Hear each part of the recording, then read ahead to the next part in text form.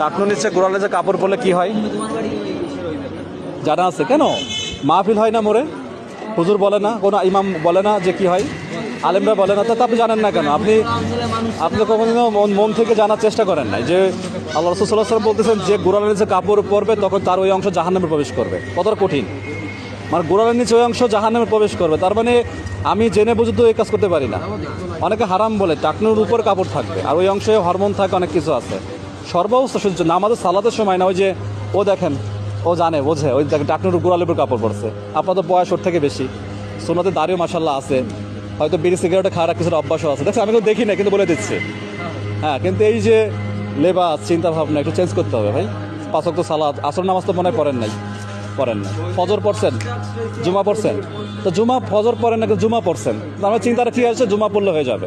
আমাদের জন্য 5 ওয়াক্ত সালাতই ফরজ, কোনো এক ওয়াক্ত সালাত বাদ দিয়ে যাবে না। আল্লাহ দুনিয়াতে যে কর্মই করেন না কেন হালাল কর্ম করতে হবে, আল্লাহ শুকরিয়া আদায় করতে হবে। সালাত ছাড়া কোনো মুসলমান হতে পারে না, সালাত আদায় করতে হবে, 5 ওয়াক্ত সালাত আদায় করতে হবে। যে আমি পুলিশে চাকরি করি, আমাকে চিনেন তো, জানেন? আচ্ছা, এখন আমি যদি চাকরি করি বলে, ডিউটি করি বলে নামাজ পড়বো না, হবে? কোনো সুযোগ আছে? আমি পুলিশ বলে কোনো সারা আছে? এই জন্য আমাকে সালাত আদায় করতে হবে। সালাতের মাধ্যমে অশ্লীলতা পাপাচার থেকে বিরত থাকা যাবে ভাই।